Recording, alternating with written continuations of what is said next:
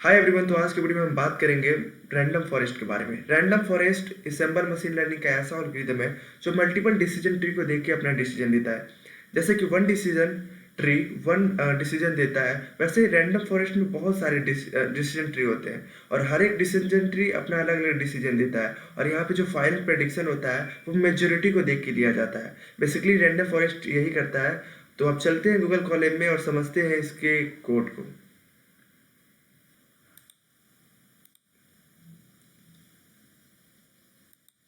यहाँ पे हम टाइप करेंगे गूगल कॉलैब। पहले से हुआ है, मेरा है, तो हमने गया गूगल कॉलैब को ओपन किया और गूगल कॉलैब को ओपन होते ही हमारे यहाँ पे बहुत सारा एल्गोरिथम एमएल एल्गोरिथम लिखा हुआ है। तो हमने उसको वो किया, ओपन किया।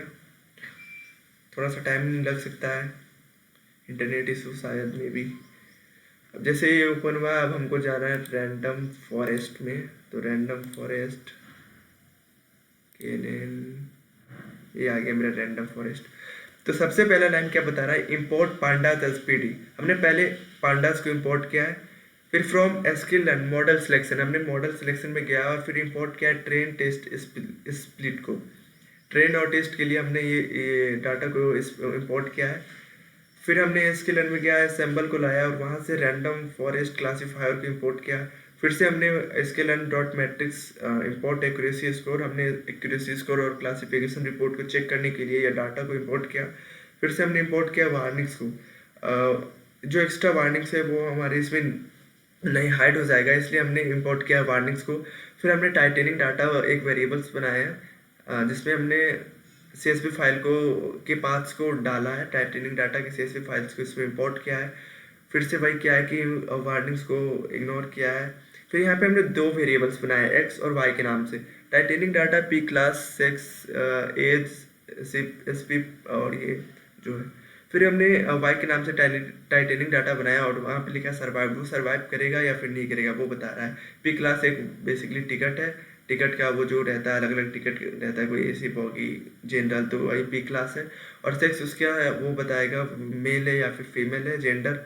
एंड एज उसका उम्र बताएगा। तो यहाँ पे बेसिकली एक्स में वो कॉलम न्यूमेरिकल रिप्रेजेंटेशन हमने फीमेल को 0 किया है, फीमेल नहीं है, एक मेल है।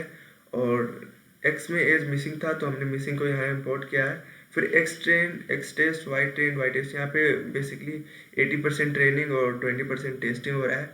सो 22 रैंडम डिस्टेट को इसलिए डाला है कि जितना बार हमने वो करेंगे फाइनल आउटपुट हमारा सेम आएगा, इसलिए हमने यहाँ पे 42 को एंटर किया है। जितना बार भी हम इसको करेंगे। फिर यहाँ पे लिखा है model RF is equals to random forest classifier. हमने क्लासीफायर्स को वो किया है, model RF dot fit X train Y train को मॉडल में डाल दिया। फिर simple X test I local 0 prediction model simple value. यहाँ पे ये बता रहा है 0, 1 और -1 कि वो सर्वाइव करेगा या फिर नहीं कर पाएगा।